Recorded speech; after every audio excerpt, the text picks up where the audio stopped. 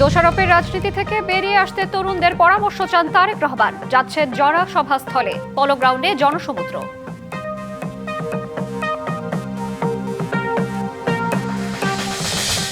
চতুর্থ দিনে জমজমাট নির্বাচনী প্রচার। শহর থেকে গ্রামে ভোট উৎসবের আমেজ। ভোটারদের টানতে নানা প্রতিশ্রুতি প্রার্থীদের। ক্ষমতায় গেলে শিক্ষার্থীদের জন্য ক্ষুদ্র ঋণের ব্যবস্থা করবে বিএনপি। দেশের বাইরে পাঠানো হবে প্রশিক্ষিতদের। চট্টগ্রামে ইউথ পলিসি সংলাপে যোগ দিয়ে কথা বলেন বিএনপি চেয়ারম্যান তারেক রহমান। দোষারোপের রাজনীতি থেকে বেরিয়ে আসতে তরুণদের পরামর্শও চান তিনি।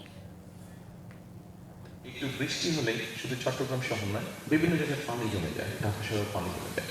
পানিগুলো তো কোনো জায়গায় যেতে হবে। এই জলাবদ্ধতাকে কাটানোর জন্য আমাদের একটা কাজ করতে হবে, সেটা হচ্ছে যে খাল পানি।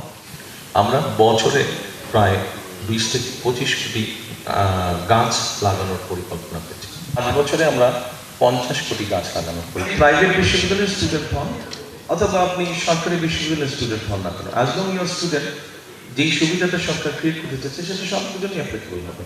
চট্টগ্রামের নির্বাচনী জনসভায় যোগ দিচ্ছেন বিএনপি চেয়ারম্যান তারেক রহমান। কিছুক্ষণের মধ্যে পোলো গ্রাউন্ড মাঠে প্রধান অতিথি হিসেবে যোগ দেবেন তিনি।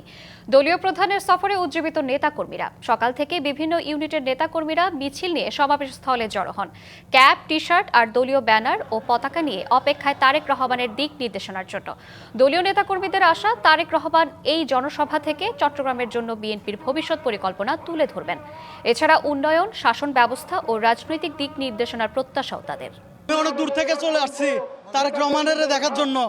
আমি বিদেশে লাইভে মোবাইলে যেগুলো দেখছি, আমি ওনার প্রেমে পড়ে গেছি। যে 31 দফা কর্মসূচি ঘোষণা করেছেন, সেই 31 দফার আলোকে সুখী, সমৃদ্ধিশালী, মানবিক ও বৈষম্যহীন একটি বাংলাদেশ বিনির্মাণের জন্য তিনি দিক নির্দেশনামূলক বক্তব্য রাখবেন। তাদের অসম্পূর্ণ কাজগুলি আমরা আশা করছি, আমরা প্রত্যাশা করছি আমাদের চেয়ারম্যান সাহেব এই আশাগুলি পূরণ করবেন এবং আমাদের চিটংবাসী ভোট দিয়ে জয়যুক্ত করা।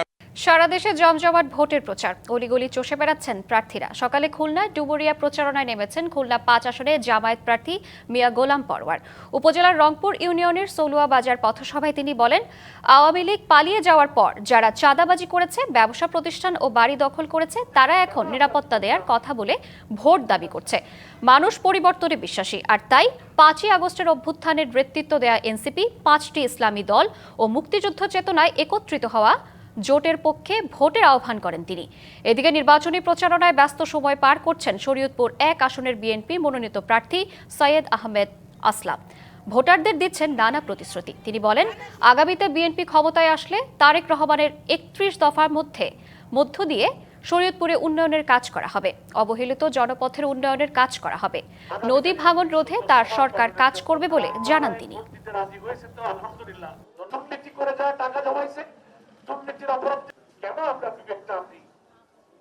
চট্টগ্রামের পোলো গ্রাউন্ড মাঠে বিএনপি নির্বাচনী জনসভা নিয়ে আরো জানাতে সরাসরি যুক্ত হচ্ছেন সহকর্মী আনোয়ার হোসেন। আনোয়ার, নির্বাচনী সমাবেশে বিএনপি চেয়ারম্যানের উপস্থিতি নিয়ে নেতাকর্মীরা কি বলছেন এবং নিরাপত্তা ব্যবস্থা কেমন দেখতে পাচ্ছেন সেখানে, জানাবেন বিস্তারিত। শ্রাবন্তী, বিএনপির যে নির্বাচনী জনসভা, সেই জনসভায় এখন পর্যন্ত অর্থাৎ মঞ্চে বিএনপি চেয়ারম্যান তারেক রহমান এসে উপস্থিত হননি। নিশ্চয়ই আপনি জানেন যে তিনি এই চট্টগ্রামে গতকাল সন্ধ্যায় এসে অবস্থান করছেন। তো আজকে সকালে একটি অনুষ্ঠান ছিল, শিক্ষার্থী তরুণদের সঙ্গে একটি মতবিনিময় সভা ছিল। সেই সভাটি এখন পর্যন্ত হয়তো চলমান। তো মঞ্চ থেকে যেটি বলা হচ্ছে এই পোলো গ্রাউন্ড মাঠে, সেটি অল্প কিছুক্ষণের মধ্যেই তিনি এসে এখানে উপস্থিত হবেন এমনটা। আর আপনি যেটি বলছিলেন যে একেবারে নেতাকর্মীদের যে উচ্ছ্বাস উদ্দীপনা, সেটি আসলে বলাই বাহুল্য। আর যদি চিত্রটি নিশ্চয়ই দেখতে পাচ্ছেন যে এই পোলো গ্রাউন্ড, চট্টগ্রামের পোলো গ্রাউন্ড মাঠ এখন একেবারেই কিন্তু পরিপূর্ণ, তিল ধারণের জায়গা এতটুকু নেই, অর্থাৎ একেবারেই লাখো সমাগম ঘটে গেছে। আর আমরা একটু আগেই যেটি দেখছিলাম যে এই যে জনস্রোত এখনো পর্যন্ত অব্যাহত আছে, সেটি অর্থাৎ এই যে চট্টগ্রামের যে মহানগর, এই পোলো গ্রাউন্ড মাঠ, অর্থাৎ আশেপাশের যে রাস্তা, অর্থাৎ একেবারেই কিন্তু লোকে লোকারণ্য, জনস্রোত এখনো কিন্তু অব্যাহত আছে। আর নেতাকর্মীদের মধ্যে উচ্ছ্বাস আছে। আর এখন মঞ্চে বক্তব্য রাখছেন এখানকার অর্থাৎ চট্টগ্রামের কেন্দ্রীয় নেতৃবৃন্দ, সেই সঙ্গে দলের যে কেন্দ্রীয় নেতৃবৃন্দ আছেন তারা অনেকেই বক্তব্য রাখছেন। তো এখানে প্রত্যাশার কথা উঠে আসছে এবং তৃণমূলের যে নেতাকর্মী আছে তাদের তো আগ্রহের আসলে অন্ত নেই, উদ্গ্রীব হয়ে আছেন তারা কখন বিএনপি চেয়ারম্যান তারেক রহমান মঞ্চে আসবেন, তাকে তারা দেখবেন, তার কথা শুনবেন এমনটা। এবং প্রত্যাশার জায়গাও আছে অনেক, অর্থাৎ এই যে বিগত সময়ে যে একটি অবস্থা ছিল তাতে করে উন্নয়নের কোনো ছিটাফোঁটা আসলে এই অঞ্চলে হয়নি একেবারে, এমন একটি বিষয় আছে। তো সেই জায়গা থেকে আমরা দেখেছি যে মঞ্চে যে সমস্ত নেতাকর্মীরা বক্তব্য দিচ্ছেন তারাও বিভিন্ন প্রত্যাশার কথা আসলে তুলে ধরছেন। এই বিষয়গুলো আগামীতে অর্থাৎ বিএনপি ক্ষমতায় আসলে নির্বাচনে তখন যাতে বাস্তবায়ন হয় সেই বিষয়গুলো এখন এখানে বক্তব্য রাখছেন। এই বিষয়গুলো বিএনপি চেয়ারম্যানের পর্যন্ত অবগত করার জন্য মূলত নেতৃবৃন্দ তারা এখানে বক্তব্য দিচ্ছেন, এমন একটি বিষয় আছে। তো আরো কিছু বিষয় সামনে নিশ্চয়ই, সেটি হচ্ছে একটি অপেক্ষা। এখানে লাখো জনতার অপেক্ষার অবসান ঘটিয়ে অল্প কিছুক্ষণের মধ্যেই বিএনপি চেয়ারম্যান তারেক রহমান মঞ্চে উপস্থিত হবেন। সেই অধীর অপেক্ষায় কিন্তু এখানে লাখো আনোয়ার, আপনাকে ধন্যবাদ। ত্রয়োদশ জাতীয় সংসদ নির্বাচনে ভোটের দিন ঠিক হয়েছে 12ই ফেব্রুয়ারি। সারা দেশে বইছে সেই ভোটের হাওয়া। এ নিয়ে কি ভাবছেন সাধারণ মানুষ থেকে শুরু করে আগামীর জনপ্রতিনিধিরা, সে কথা জানাতে ডিবিসি নিউজের ইলেকশন এক্সপ্রেস ছুটে যাচ্ছে সব সংসদীয় আসনে। এখন আছে সংসদীয় আসন 259, কুমিল্লা 11-এ। স্বাগত জানাচ্ছি সিএসআরএম ডিবিসি ইলেকশন এক্সপ্রেস। আমার সঙ্গে মধ্যে যুক্ত আছেন চৌদ্দগ্রাম উপজেলা জামাতের আমির। কথা বলবো, জানার চেষ্টা করবো আগামী নির্বাচনে এই আসনটি জামাত কতটা দখল করতে পারবে। স্বাগত আপনাকে সিএসআরএম ডিবিসি ইলেকশন এক্সপ্রেসে। যিনি প্রার্থী আপনাদের এই আসনটিতে, তার হয়ে আপনি আসলে বসেছেন এই জায়গাটাতে, কি ধরনের প্রতিশ্রুতি তিনি দিয়ে যাচ্ছেন? জি, বিসমিল্লাহির রহমানির রহিম। আমি কুমিল্লা 11 চৌদ্দগ্রাম আসনের প্রার্থী ডাক্তার সৈয়দ আবদুল্লাহ মোহাম্মদ তাহের ভাইয়ের পক্ষ থেকে উপজেলা জামাতের আমির মাহফুজুর রহমান বলছি। আমাদের প্রার্থী বাংলাদেশ জামাত ইসলামের কেন্দ্রীয় নায়েবে আমির, চৌদ্দগ্রামের সাবেক সংসদ সদস্য, জাতীয় নেতা ডাক্তার সৈয়দ আবদুল্লাহ মোহাম্মদ তাহের ভাইয়ের পক্ষ হয়ে আমরা এই এলাকাটাকে আমাদের একান্ত নিজস্ব করার লক্ষ্যে আমরা ইতিমধ্যে ব্যাপক প্রস্তুতি গ্রহণ করেছি। তাহের ভাইয়ের যে সমস্ত প্রতিশ্রুতিগুলো দিচ্ছেন, চৌদ্দগ্রামকে একটি আধুনিক চৌদ্দগ্রাম হিসাবে গড়ে তোলা, সন্ত্রাসমুক্ত চৌদ্দগ্রাম গড়ে তোলা, মাদকমুক্ত চৌদ্দগ্রাম হিসাবে গড়ে তোলা, বেকার যুবকদের কর্মসংস্থান সৃষ্টির লক্ষ্যে একটি আধুনিক ট্রেনিং ইনস্টিটিউট তৈরি করে বেকার যুবকদেরকে কর্মক্ষম করে তোলার লক্ষ্যে উনি বিভিন্নভাবে প্রতিশ্রুতি দিয়ে যাচ্ছেন। আমরা আমাদের বিস্তারিত পরিকল্পনা নিয়ে জনগণের ধারে ধারে আমরা যাচ্ছি। আমরা ইতিমধ্যে জনগণের ব্যাপক সমর্থন আমরা পেয়েছি। নারী ভোটারদের অনেক আগ্রহ আগামী নির্বাচনে চৌদ্দগ্রাম আসন থেকে দাঁড়িপাল্লা প্রতীকে বিজয়ী করবে। আর সেক্ষেত্রে বিএনপি রয়েছে, আরো অন্যান্য ইসলামিক দলগুলো রয়েছে, কতটা চ্যালেঞ্জ হতে পারে, ভোট ভাগাভাগি হতে পারে কিনা ইসলামী দলগুলোর মধ্যে? ইসলামী দলগুলোর মধ্যে ভোট পাকাপাকি হওয়ার কোনো লক্ষণ আমরা মনে করি না। এখানে ইসলামী আন্দোলনের যে প্রার্থী আছেন, অতীতে ওনারা ইলেকশন করছেন। চৌদ্দগ্রাম ইসলামী আন্দোলনের তেমন কোনো কার্যক্রম মূলত আসলে নেই। তো এটা নিয়ে আমরা কোনো চিন্তা করছি না। আমরা ইসলামীর অন্যান্য দলের যে সমস্ত ভোটগুলো আছে, সব ইসলামী দলের ভোটগুলোই আমাদের বাক্সে আসবে। আর বিএনপির প্রার্থী এখানে আছেন, আমরা কোনো চ্যালেঞ্জ মনে করি না। আমরা আমাদের প্রস্তুতি নিচ্ছি। আমাদের ডাক্তার তাহের ভাই হচ্ছেন জাতীয় নেতা। চৌদ্দগ্রামে উনি সাবেক এমপি ছিলেন। চৌদ্দগ্রামে অনেক উন্নয়ন উনি করেছেন। এই চৌদ্দগ্রাম যে পৌরসভা আমরা বসে আছি, এই পৌরসভা ডাক্তার সৈয়দ আবদুল্লাহ মোহাম্মদ তাহের ভাই করেছেন। তো ওনার অতীত উন্নয়ন, বাংলাদেশের রাজনীতিতে ওনার যে অবদান, আধুনিক বাংলাদেশ গড়ার ক্ষেত্রে ওনার যে ভূমিকা, সব কিছু মিলাইয়া জনগণের মধ্যে যে ব্যাপক সাড়া, সেই সাড়াকে পুঞ্জীবিত করেই আমরা কোনো চ্যালেঞ্জ ছাড়াই আগামী নির্বাচন আমরা বিজয়ী হওয়ার ব্যাপারে চৌদ্দগ্রামে আমরা দিয়ে আশাবাদী ইনশাআল্লাহ। প্রচারের কোনো ঝামেলা হচ্ছে? প্রশাসনের কোনো ঝামেলা এখন পর্যন্ত আমরা প্রচারে কোনো ঝামেলা হচ্ছে না, কিন্তু প্রতিদ্বন্দ্বী প্রার্থীর মানে আচরণবিধি লঙ্ঘন করে আমরা দেখছি যে এখানে রঙিন ব্যানার পেস্টুর করছে, যেটা আমরা প্রশাসনের দৃষ্টি আকর্ষণ করছি। আমরা এটার প্রতিকার চাই। অসংখ্য ধন্যবাদ। আমাদের সঙ্গে আপনি এতক্ষণ যুক্ত ছিলেন। পরবর্তী সংবাদ দুপুর 2টায় থাকছে। ভিন্ন কোনো রাজনৈতিক দলের মনোনীত প্রার্থীরা কি ভাবছেন আগামী নির্বাচনকে কেন্দ্র করে, সেসব বিষয়ের সঙ্গে থাকুন সিএসআরএম ডিবিসি ইলেকশন এক্সপ্রেসের। আবারও বিক্ষোভে উত্তাল যুক্তরাষ্ট্রের মিনিয়াপোলিস। নতুন করে ফেডারেল এজেন্টদের গুলিতে আরও এক মার্কিন নাগরিক নিহতের পর শহর জুড়ে ছড়িয়েছে বিক্ষোভ দমনে মোতায়েন করা হয়েছে ন্যাশনাল গার্ড। এর 2 সপ্তাহ আগে মিনিয়াপোলিসে ফেডারেল এজেন্টদের গুলিতে নিহত হন আরও একজন। সামাজিক যোগাযোগ মাধ্যমে ভাইরাল যুক্তরাষ্ট্রের মিনিয়াপোলিসের এমন ভিডিও।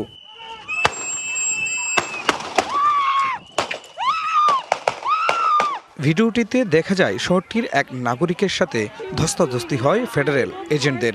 এক পর্যায়ে তাকে গুলি করা হয়। স্থানীয়রা জানান, নিহত ব্যক্তি মিনিয়াপোলিসের বাসিন্দা 37 বছর বয়সী অ্যালেক্স প্রেটি। তিনি সেখানকার একটি হাসপাতালের আইসিইউতে নার্স হিসেবে কর্মরত ছিলেন। তারা তাকে মাটিতে ফেলে গুলি করেছে। তাকে আত্মসমর্পণ করার কোনো সুযোগ দেওয়া হয়নি। টানা হেঁচড়া করে আহত করা হয়েছে তাকে।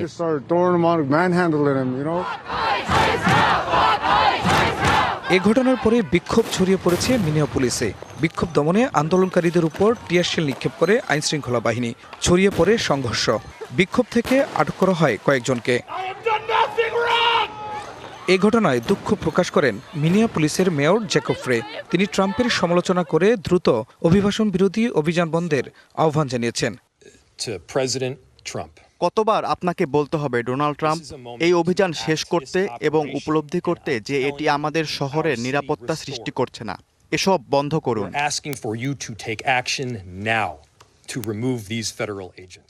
এ ঘটনার পর মার্কিন প্রেসিডেন্ট ডোনাল্ড ট্রাম্প অভিযোগ করেন, মেয়র এবং গভর্নর বিদ্রোহ উস্কে দিচ্ছেন। সামাজিক যোগাযোগ মাধ্যমে দেয়া পোস্টে এসব কথা বলেন তিনি। দ্বিতীয় মেয়াদে যুক্তরাষ্ট্রের প্রেসিডেন্ট হওয়ার পর অভিবাসী ইস্যুতে কঠোর অবস্থান নেন ডোনাল্ড ট্রাম্প। দেশটির বহু অভিবাসীর সুরক্ষা প্রত্যাহার করেছেন তিনি। এবার আরও কঠিন নীতিতে যাচ্ছে ট্রাম্প প্রশাসন। খান মোহাম্মদ মুকুল, ডিবিসি নিউজ ডেস্ক। শক্তিশালী শীতকালীন তুষার ঝড়ের কবলে যুক্তরাষ্ট্র। ঝড়ের প্রভাবে নিউ মেক্সিকো, টেক্সাস ও উত্তর পূর্বাঞ্চলের মতো বিস্তৃত অঞ্চলে ভয়াবহ তুষারপাত ও বরফ পড়ছে। অন্তত 17 রাজ্যে জরুরি অবস্থা জারি করেছে কর্তৃপক্ষ। আটলান্টা, বোস্টন, নিউ ইয়র্কে বাতিল করা হয়েছে অন্তত 14,000 ফ্লাইট। যুক্তরাষ্ট্র জুড়ে বিদ্যুৎ বিচ্ছিন্ন 1,32,000-এর বেশি পরিবার।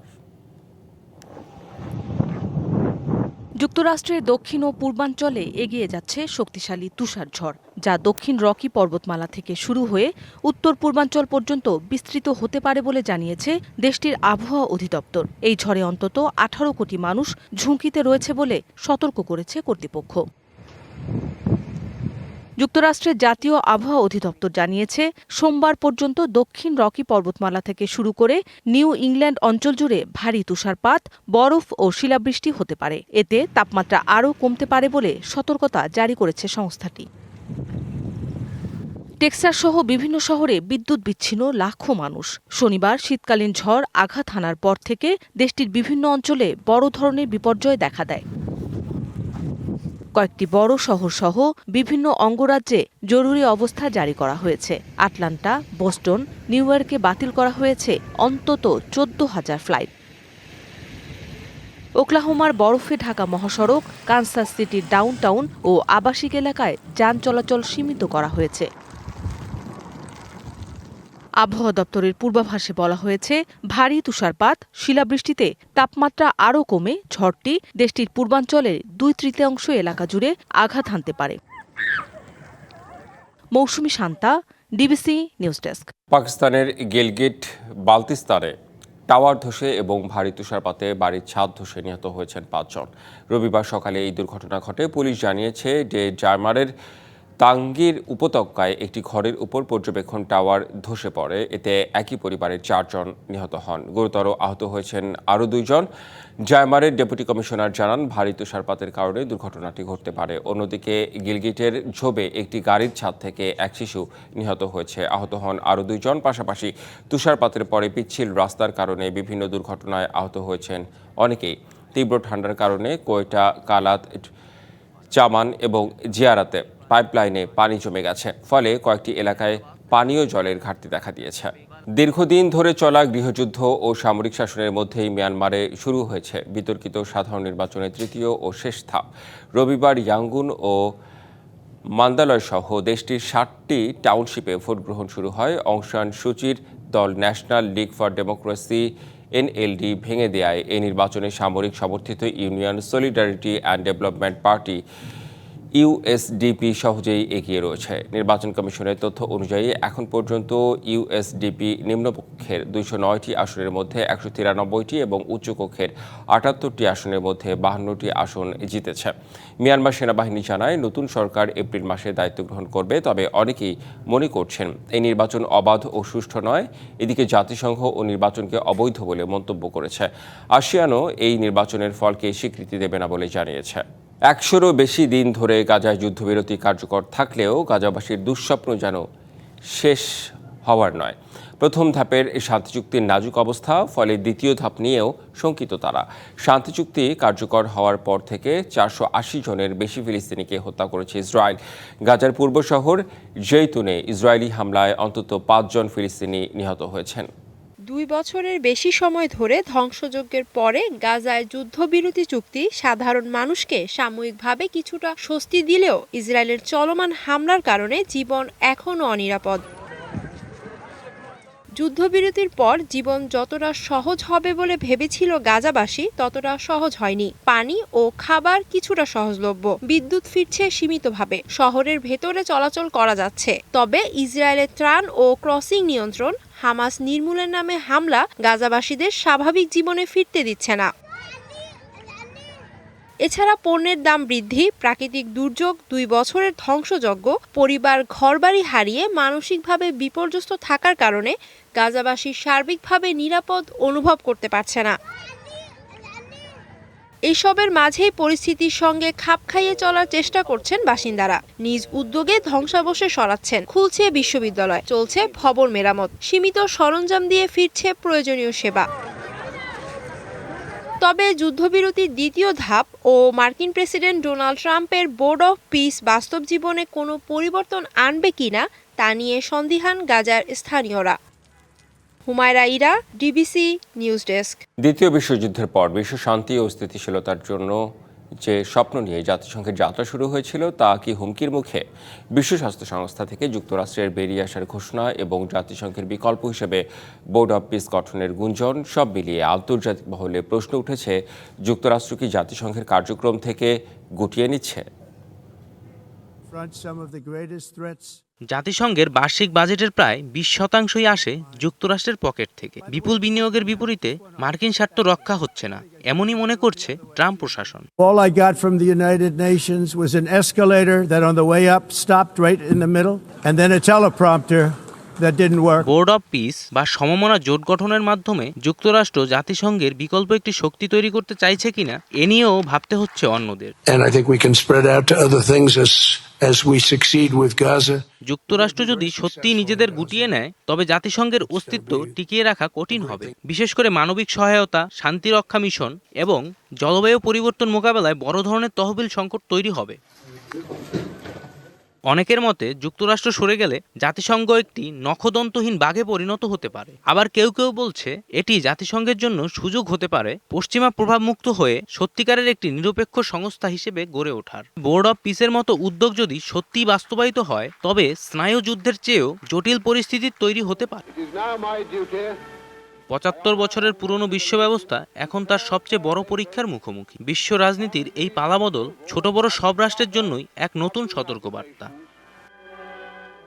জয় রায়, ডিবিসি নিউজ ডেস্ক।